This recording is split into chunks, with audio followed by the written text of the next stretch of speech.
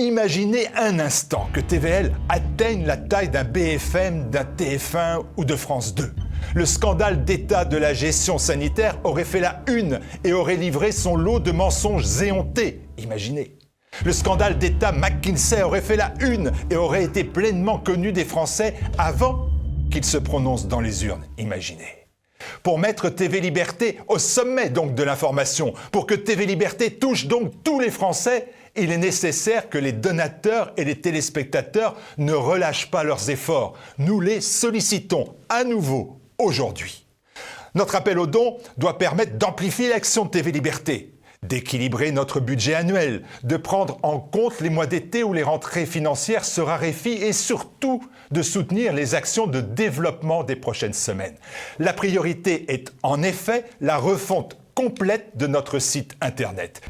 Notre mission est claire, nos objectifs sont tracés. Participer à la grande aventure de la presse alternative en nous soutenant financièrement. Imaginez un instant que TVL ait la puissance de France 2, TF1 ou BFM. Aidez-nous par un don utile contre le parti des médias. Contre ce parti des médias, prenez le parti des libertés. Aidez TV Liberté.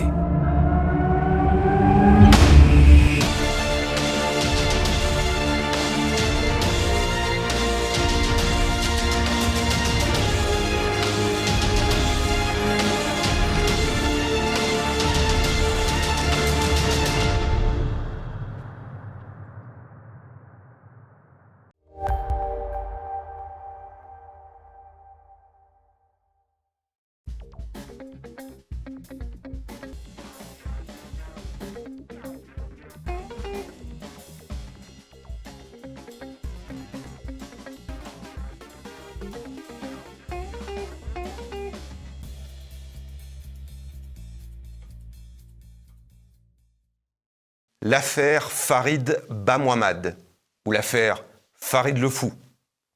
Un des détenus les plus difficiles de l'histoire des prisons belges. Ce Français d'origine algérienne a dû être transféré 167 fois d'établissement au cours de son parcours pénitentiaire. Cela à cause du calvaire qu'il faisait vivre aux surveillants, enchaînant les provocations, les insultes, les prises d'otages, les coups, les tentatives d'évasion.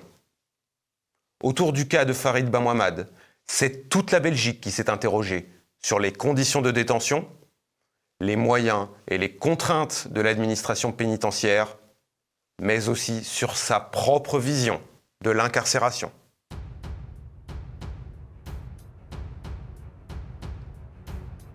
Ce 18 août 2005, vent de panique à Bruxelles, quartier de la Gare. Depuis 17 heures, un forcené tient en otage 4 personnes, 2 femmes et 2 enfants.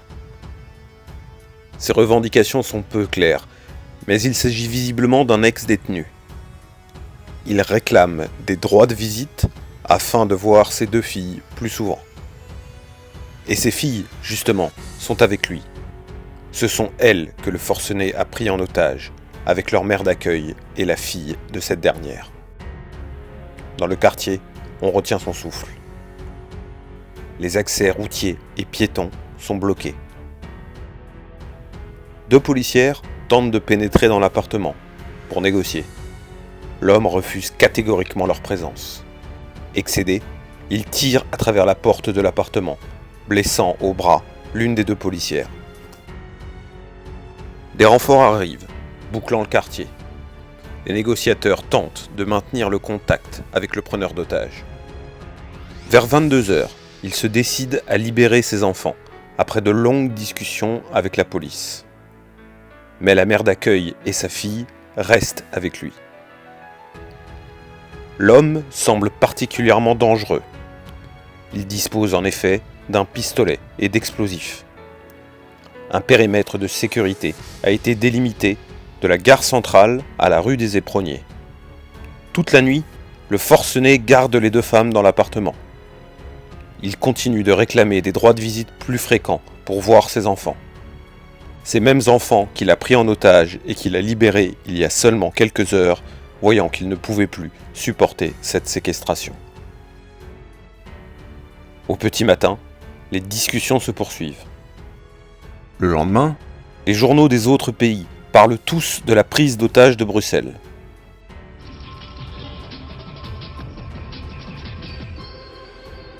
Une prise d'otage en plein cœur de Bruxelles. Depuis hier soir, un détenu en fuite muni d'une arme à feu et d'une grenade retient 2 personnes. Apparemment, c'est un geste de désespoir. L'homme craignait de ne plus revoir ses enfants. Il s'en est pris à la famille d'accueil. Voilà plus de 20 heures que l'homme se terre avec les 2 femmes et qu'il menace de tout faire exploser. Et ce n'est que durant la soirée, après 33 heures de séquestration, que le forcené libérera les 2 otages restants. L'homme est arrêté. Il s'agit d'un prisonnier de 37 ans qui se trouve en congé pénitentiaire. Il devait normalement rejoindre la prison d'Arlon, où il purge, depuis 2002, une peine de 5 ans d'emprisonnement pour un meurtre et une autre prise d'otage. Il s'appelle Farid Banmohamed, mais il est surnommé Farid le Fou. Qui est ce Farid le Fou qui réclamait par ce coup de force voir ses enfants plus souvent? La police, la justice et l'administration pénitentiaire belge le connaissent bien. Il détient un triste record, celui du détenu transféré le plus grand nombre de fois au cours de ses années de prison. Il a fallu que l'administration pénitentiaire le change 167 fois d'établissement. Derrière ce chiffre se cache la pénibilité extrême qu'ont éprouvé les gardiens à contenir ce prisonnier pas comme les autres. Car Farid Banmohamed, qui est tout sauf fou, peut vite devenir violent. Et il n'hésite pas à user et abuser de tous les stratagèmes pour contrarier les règles pénitentiaires et obtenir ce qu'il veut. Comme se mettre en grève de la faim pour obtenir sa libération du cachot, alors que rien dans son comportement ne le justifiait. L'histoire de Farid Banmohamed, c'est aussi celle d'un système, médias, responsable associatif, mais aussi psychiatre et homme politique, qui s'est interrogé tout entier à travers cet individu sur ses propres failles.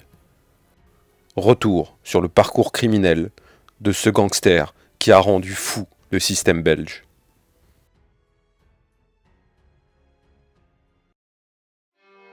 Farid Banmohamed et la justice, c'est une histoire qui commence dès 1976, alors que le jeune Français d'origine algérienne n'est âgé que de 8 ans. Dans sa cité, à Molenbeek, près de Bruxelles, il multiplie les petits larcins. Le juge décide alors de le placer dans une famille d'accueil. Pour le jeune garçon, c'est direction Namur et sa région. Mais cela ne va pas vraiment le calmer. Vol, bagarre, c'est une progressive descente dans la spirale de la délinquance. Dès 12 ans, il entre dans un home, l'équivalent des maisons de correction en Belgique, désormais appelé centre éducatif fermé. Là, il multiplie les provocations et les violences à l'endroit des éducateurs. À telle enseigne que ces derniers ne savent plus comment gérer Farid. Excédé, il ne trouve pas d'autre solution que d'enfermer le jeune homme dans sa chambre. Bien entendu, cela ne va que renforcer le caractère rebelle du garçon. Seul entre ces 4 murs, Farid grogne contre cette privation de liberté. Pourquoi ne pouvait-il pas rester auprès de sa mère? Il fera d'ailleurs plusieurs fugues pour la retrouver. À 14 ans, sorti d'un home depuis peu de temps, il est soupçonné du meurtre d'une vieille dame. Il est envoyé au centre éducatif fermé de Braine-le-Château, un lieu où sont concentrés les adolescents les plus problématiques. En effet, le centre ne contient que 20 places et est réservé aux cas les plus extrêmes. Entrer à Braine-le-Château, qui n'avait que 2 fois 10 places, entraient les éléments les plus délinquants, considérés comme les plus dangereux dans le centre de Braine-le-Château. Donc Farid Banmohamed est arrivé avec l'étiquette d'un jeune délinquant potentiellement dangereux. C'était un garçon qui était tout à fait imprévisible, qui était assez violent et dont les autres se méfiaient. Et déjà à cette époque, dans une certaine presse, on l'appelait déjà Farid le Fou. En 1984, âgé de 17 ans, il est condamné pour vol et revient à la case prison pour 18 mois. Libéré en 1995, il commet, sitôt dehors, un hold-up. Cette fois, c'est pour 5 longues années qu'il est placé derrière les barreaux. Et c'est là que commencent véritablement ses rapports infernaux avec les gardiens de prison. Provocations, insultes, violences, les relations avec ses gardiens pénitentiaires vont de mal en pis avec les années. Farid ne supporte pas le régime de l'incarcération, mais ce qu'il admet encore moins, c'est de devoir se plier aux règles pénitentiaires. Il ne veut pas être considéré comme les autres détenus. Il refuse les injonctions des gardiens, qui n'ont d'autre choix que de le mettre en isolement. Mais, même à travers le cachot, Farid continue ses provocations. C'est quelqu'un de très fier, c'est quelqu'un qui ne cède pas quand il considère qu'il a raison, c'est quelqu'un qui n'a pas peur des coups, c'est quelqu'un qui n'a pas peur d'en donner non plus, d'ailleurs. Et donc, dans un système carcéral où, si vous le mettez en position où il doit baisser la tête, s'il doit se mettre à genoux, s'il doit demander quelque chose, s'il doit quémander quelque chose, eh bien, vous allez automatiquement à l'incident avec une personnalité pareille. Il tente à plusieurs reprises de s'évader. Pour cela, il n'hésite pas à organiser des émeutes parmi les détenus. Il en viendra même à prendre en otage un gendarme. L'administration pénitentiaire est à court de réponses. Pour lui, et surtout pour les gardiens, il n'y a pas d'autre choix que l'isolement. Un isolement auquel Farid répond inexorablement par la violence, dans un engrenage que rien ni personne ne semble pouvoir arrêter. En 1994, survient un épisode qui caractérise bien l'impulsivité dont il sait faire preuve. Sorti de prison depuis un peu plus d'1 an, Farid profite de sa petite amie Nathalie. Les Allemands ont de longues soirées à passer ensemble. Elle lui confie que, durant la détention de Farid, elle a été violée par un homme. Quelque temps plus tard, alors que les deux amants se baladent dans la rue, elle croit reconnaître son agresseur. Elle le désigne alors à Farid. Ce dernier, sans hésiter, sort un pistolet et abat en pleine rue le présumé violeur. Pour ce crime, c'est évidemment le retour derrière les barreaux qui se profile. Et cette fois encore, Farid va faire honneur à sa triste réputation.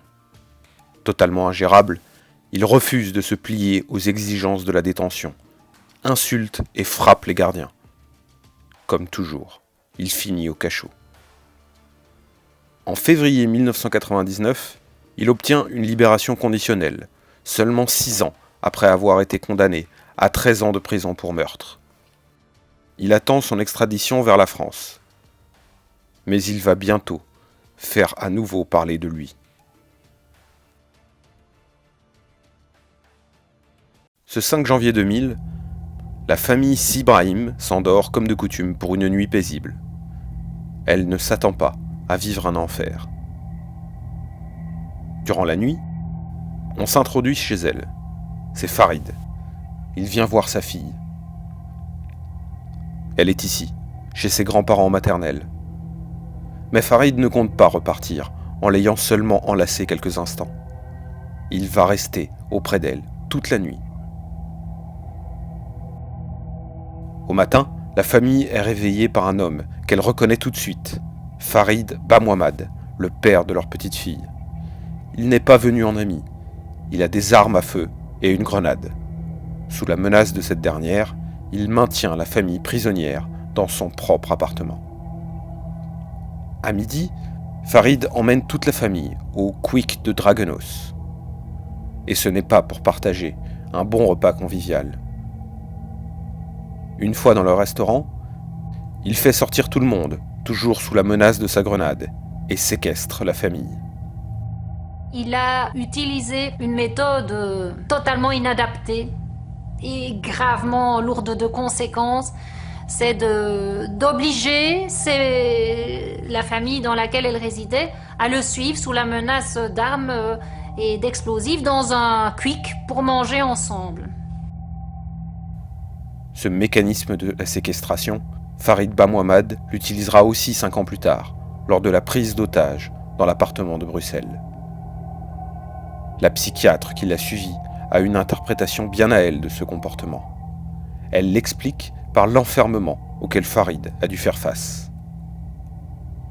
Comment se fait-il qu'un type qui a déjà pris en otage une première fois reprend en otage une deuxième fois sa famille? Qu'est-ce que c'est que ce truc? Il y a quand même quelque chose qui cloche.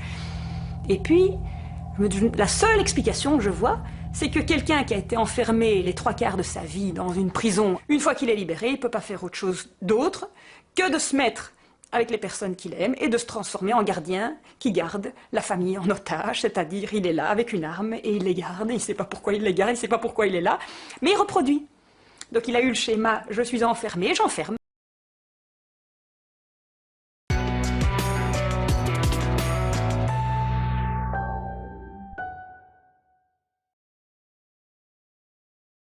Farid Benmouhamad, un agité, un fou, écrit la presse.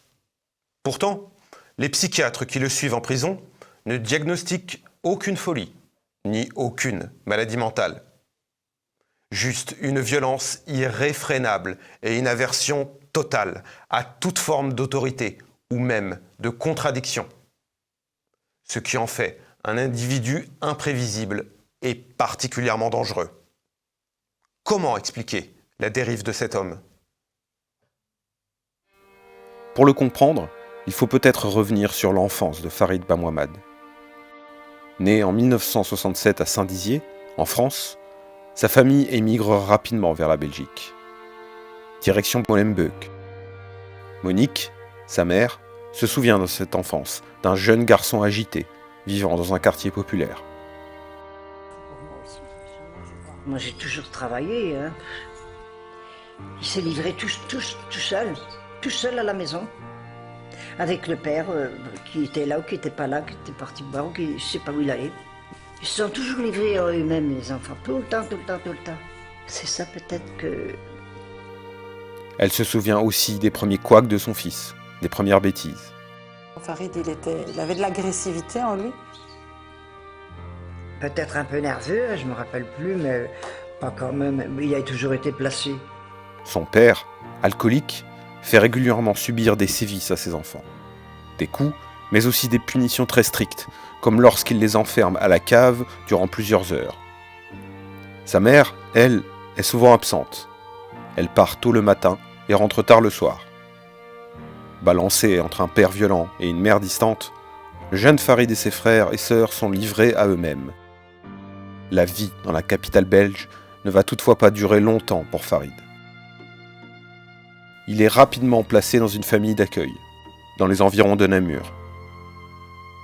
Mais ce changement d'environnement ne calmera pas le petit Français d'origine algérienne. Vol, fugue, petit larcin, bagarre.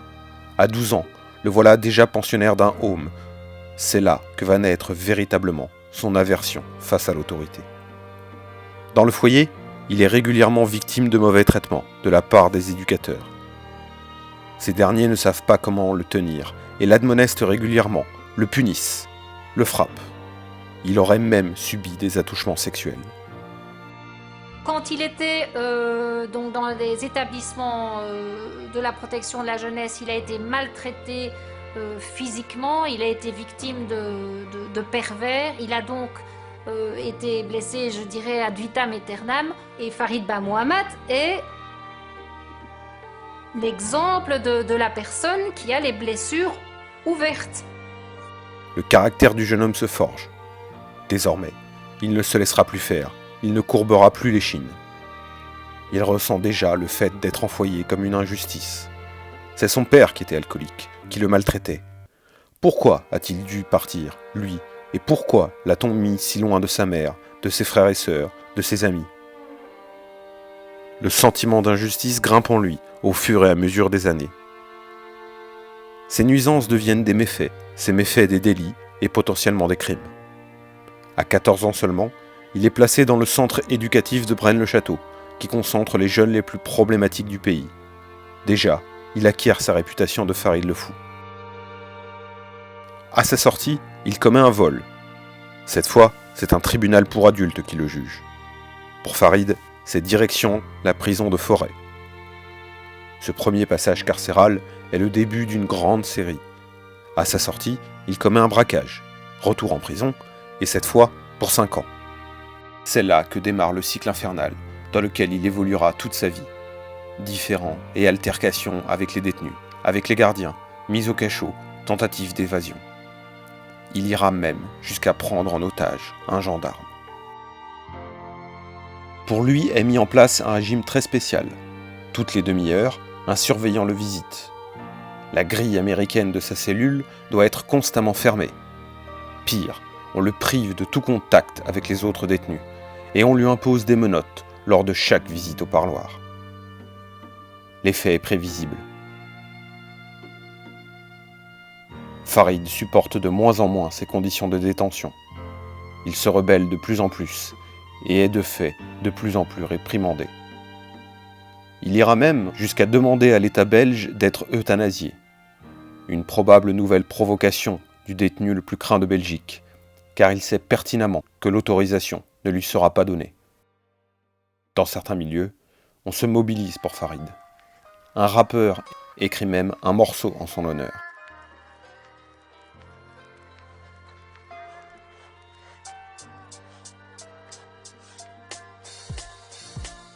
Vous connaissez l'histoire, non? Alors je vais vous la raconter. C'est l'histoire de cet homme jugé qu'on a voulu tuer. Cet homme, Farid Bamouhamad, appelé Farid le Fou, se trouvant devant le tribunal et commande pas devenir fou. Flou, je vois déjà la vie quand je me mets à sa place. J'ai cassé ma vis et le petit homme a perdu sa classe.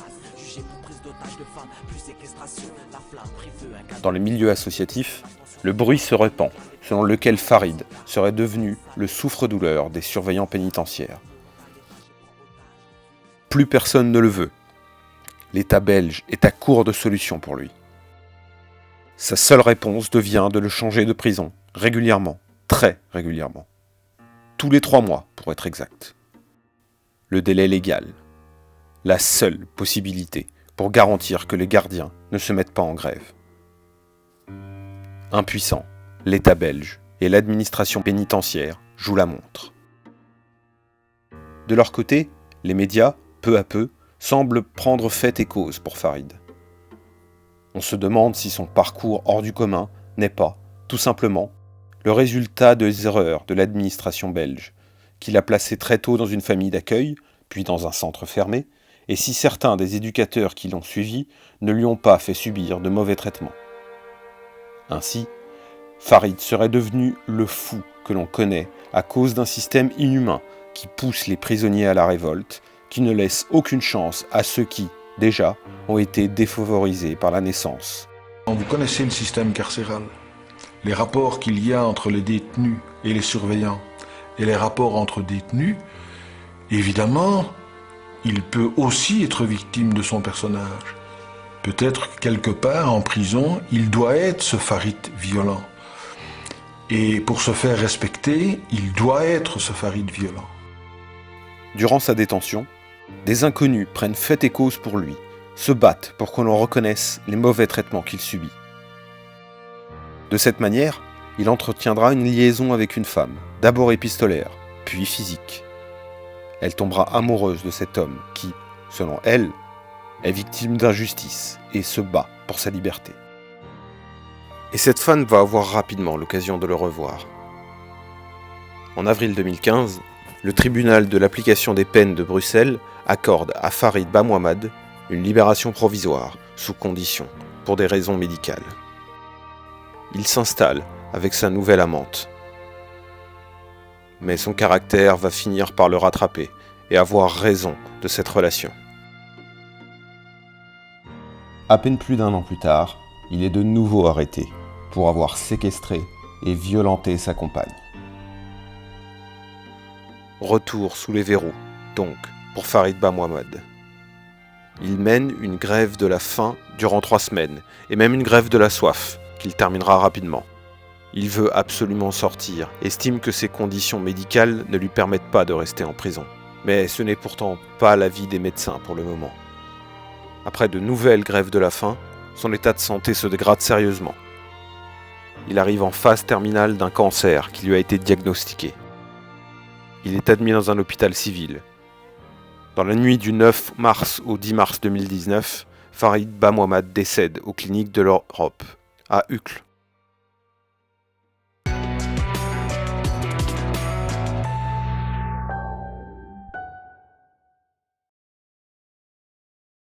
Fin de parcours pour Bamouamad. Son état de santé le rattrape et a finalement raison de lui. Son décès va temporairement braquer à nouveau les projecteurs sur son cas, mais également sur la question de la prise en charge carcérale. Le système pénitentiaire actuel, en France comme en Belgique, répond-il correctement aux nouvelles formes de violence de notre société, où le profit des criminels a beaucoup évolué en 50 ans? Bamouamad a passé la plupart de sa vie enfermé. Pourtant, à bien y regarder, il a largement bénéficié de la générosité de la justice. De nombreuses permissions lui ont été accordées lors de ses séjours en prison. Force est de constater qu'il n'a pas vraiment fait honneur à ses concessions. En effet, c'est lors d'une de ces permissions, en 2005, qu'il prendra en otage la famille d'accueil de ses enfants dans son appartement près de la gare de Bruxelles. Le seul meurtre reconnu à son actif est celui de Benal Abdelkader en 1994. Cet homme que sa compagne de l'époque, Nathalie, avait présenté comme son violeur. Pour ces faits, Bamouamad a été condamné à 13 ans de prison. Il lui a été reconnu de larges circonstances atténuantes. Mais d'après les enquêteurs, ce meurtre serait davantage lié au trafic de drogue qu'à un coup de sang. Un mois plus tôt, Farid avait d'ailleurs tenté de tuer un autre homme, là aussi dans le cadre d'une affaire de stupéfiants.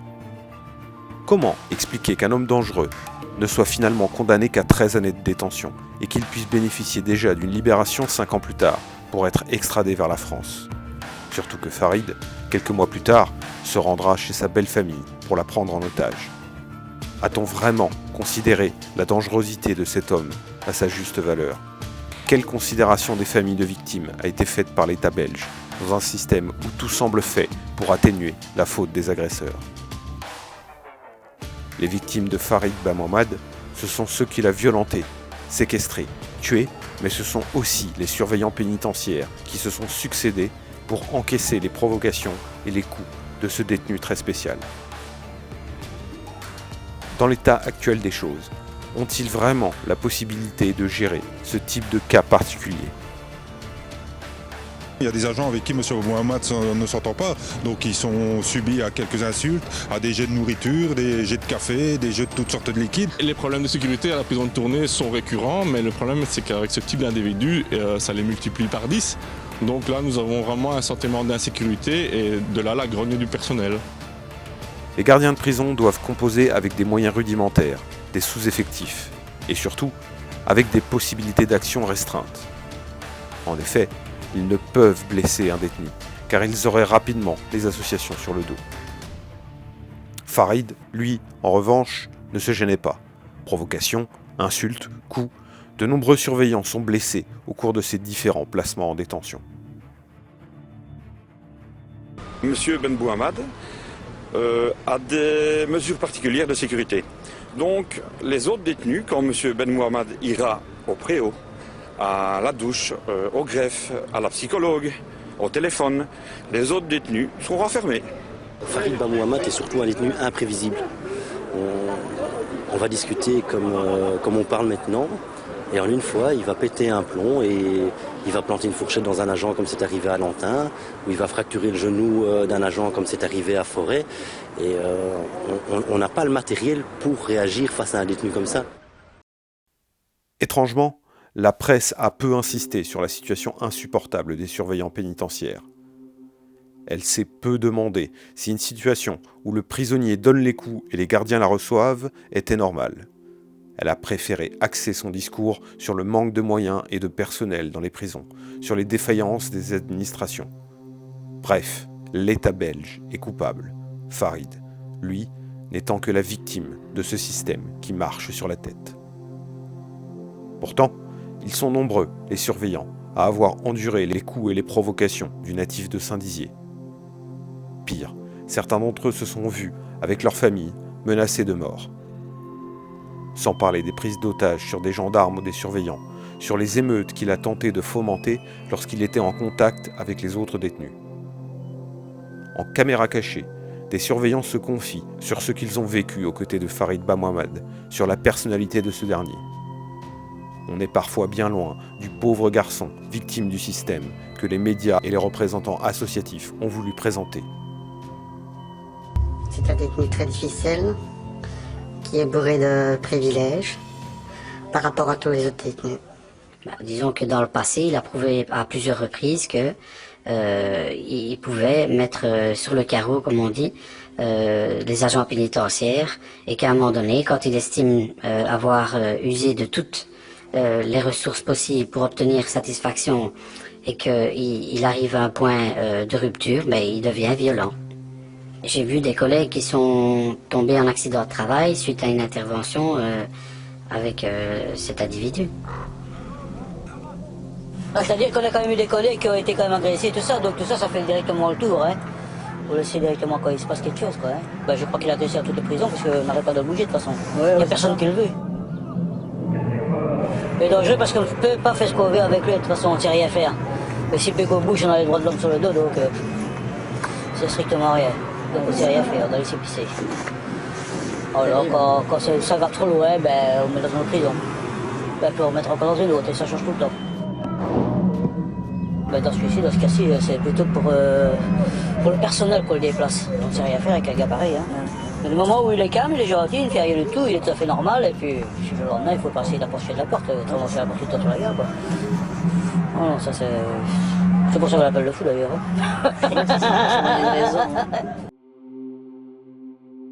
Les prisons belges connaissent des problèmes analogues à celles françaises. Un taux d'occupation bien supérieur à 100%, malgré de grandes disparités entre établissements, des moyens et un personnel insuffisants.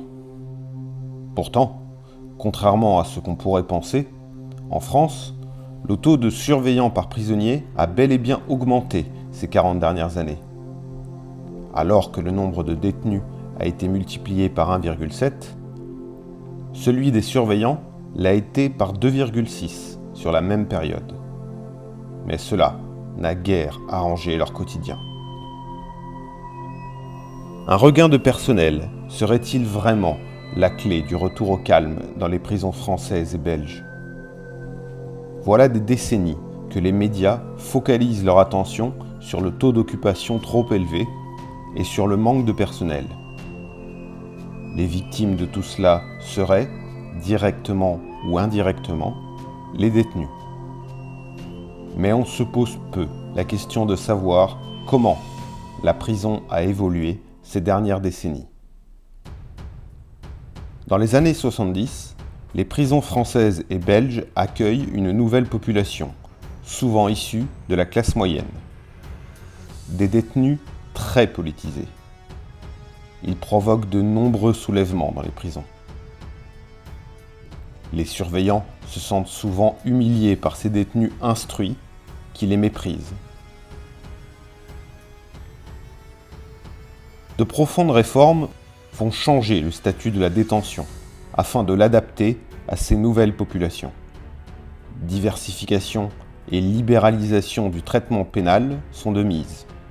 On multiplie les activités sportives et culturelles, on met l'accent sur la formation professionnelle et le travail. Tout cela donne de bons résultats, mais accroît considérablement la tâche du personnel pénitentiaire. En France, au niveau disciplinaire, la durée maximum des punitions est diminuée de moitié et toutes les sanctions disciplinaires doivent être portées à bref délai à la connaissance du juge. Les détenus voient également leur régime de détention s'assouplir, notamment en ce qui concerne les visites et le régime de leur correspondance. Le juge de l'application des peines peut en outre accorder, sous certaines conditions, des permissions de sortie. Enfin, les détenus auxquels il reste à subir un temps de détention qui n'excède pas 1 an peuvent bénéficier d'un régime de semi-liberté. Un système de réduction de peine est adopté. Il réduit la durée de l'incarcération de 3 mois par année de détention et de 7 jours par mois pour une incarcération de moins d'1 an. Pensé au départ comme une récompense de la bonne conduite des détenus, il est en réalité quasi automatique. La politique libérale se poursuit, avec la possibilité de personnaliser sa cellule. Avec l'usage du tabac sans aucune restriction, intervient en 1975. Elle est impulsée par le président de la République, Valéry Giscard d'Estaing. Elle entraîne tout un ensemble de modifications réglementaires et législatives, en vue de favoriser la réinsertion sociale des détenus. Le décret du 23 mai 1975 entraîne un allègement de la condition carcérale, qui invite les chefs d'établissement à développer les relations humaines en extinction plus tardive des lumières la nuit, possibilité d'écrire tous les jours des lettres dont le nombre et la longueur ne sont plus limités. La prison en Belgique suit une trajectoire analogue, s'alignant également sur les règles pénitentiaires européennes de 1987. On renforce les garde-fous pour assurer une légalité dans l'exécution des peines et l'on réduit au maximum la privation de liberté. En outre, on multiplie les contacts avec l'extérieur vis-à-vis d'autres corps de métier, comme les éducateurs, les infirmières, les instructeurs, les juges d'application des peines ou encore les assistants sociaux. Contrainte d'agir dans l'urgence, confrontée à la surpopulation carcérale, l'administration pénitentiaire manque de moyens pour conduire la mission qu'elle s'est donnée. Elle ne dispose pas des ressources humaines, matérielles, institutionnelles et légales pour la mener à bien. Les surveillants pénitentiaires ne payent-ils pas le prix d'une politique aujourd'hui éloignée de la réalité, de mesures prises à un moment où la population carcérale ne ressemblait guère à celle d'aujourd'hui? À la fois agent social, éducateur, administrateur et gardien de la paix, le surveillant pénitentiaire a-t-il vraiment les moyens, humains mais aussi techniques, de mener à bien toutes ces missions?